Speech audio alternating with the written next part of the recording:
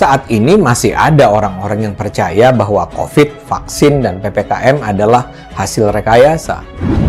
Di saat pemerintah mengatakan akan ada gelombang Omikron, kami menyelidiki bahwasannya tingkat polusi udara sekarang lagi meningkat. Dan bahkan pandemi ini kami tengarai adalah pandemi polusi udara. Yang menyebarkannya pun kaum tak berpendidikan.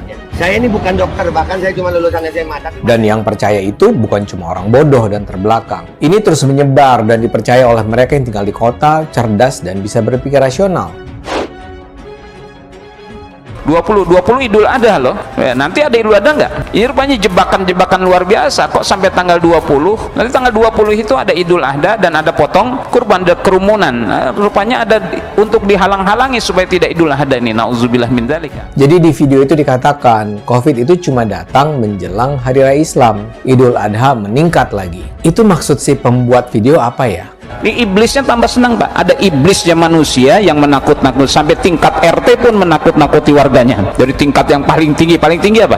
Nah, presidennya, menterinya, gubernurnya, wali kotanya, bupatinya, lurahnya, camatnya, RW, sampai RT-nya juga bikin warning tuh semuanya. Teman-teman saya di Pergerakan Indonesia Untuk Semua sudah membantahnya. Mereka bikin video yang bilang, "Woi, memang pemerintah bisa mengatur jadwal COVID." Memang absurd sih.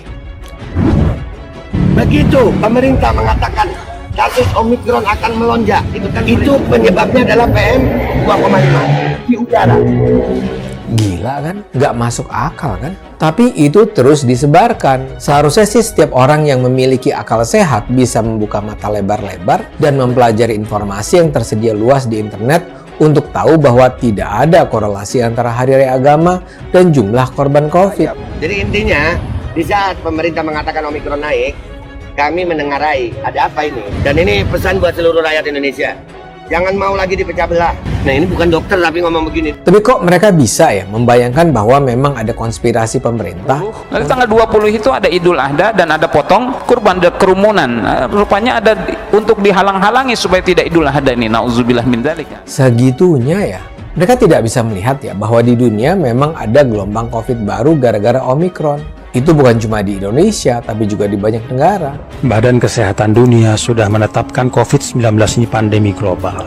Penyebarannya sangat cepat, dari manusia ke manusia. Karena itu berkumpul bahaya, jadi sebab penularan. Barangkali ya mereka memang ingin sekali menyalahkan pemerintah. Karena itu yang harus jadi pangkal persoalan ya pemerintah. Kenapa mereka mengatakan Omikron naik?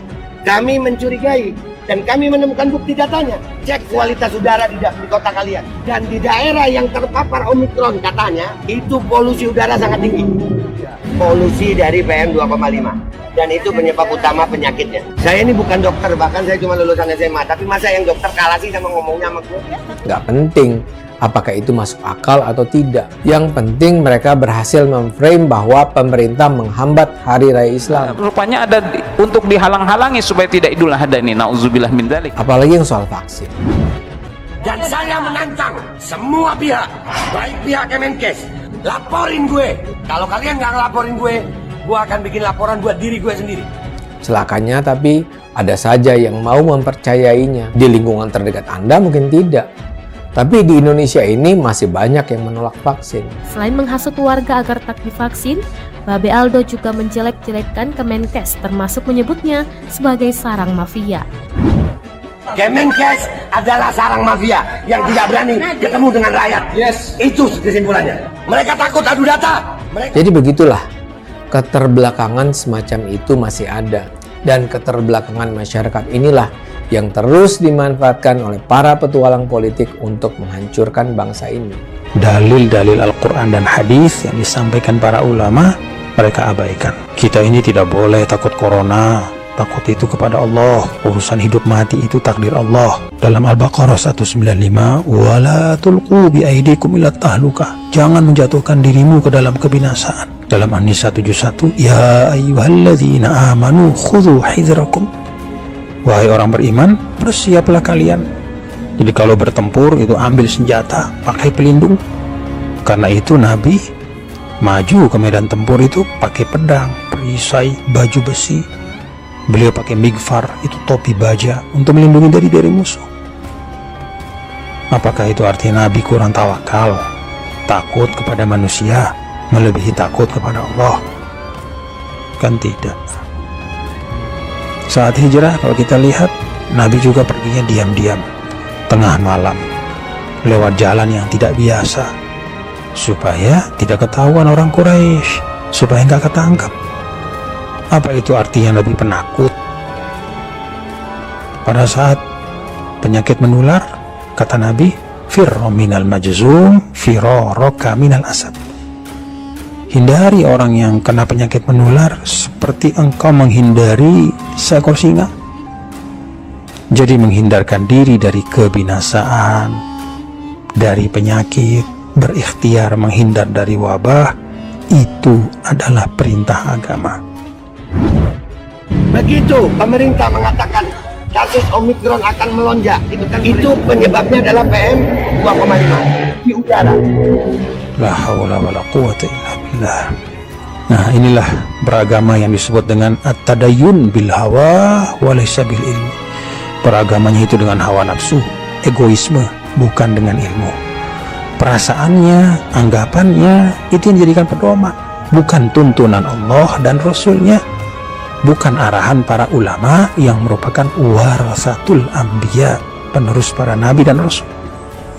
Saya jadi ingat ayat 103, 104 surah Al-Kahf.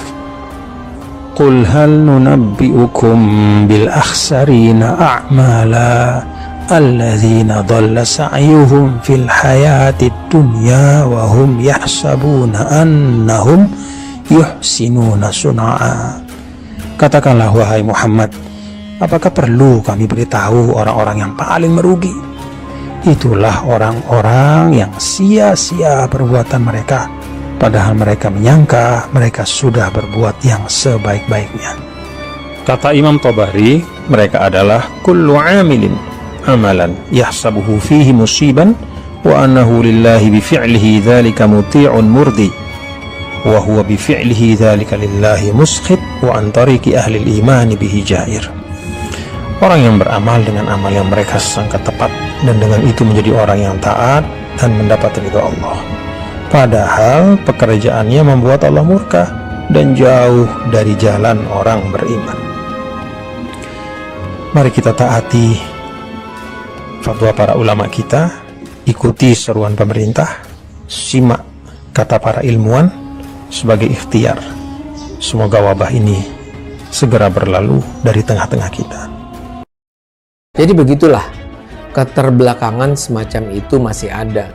Dan keterbelakangan masyarakat inilah yang terus dimanfaatkan oleh para petualang politik untuk menghancurkan bangsa ini.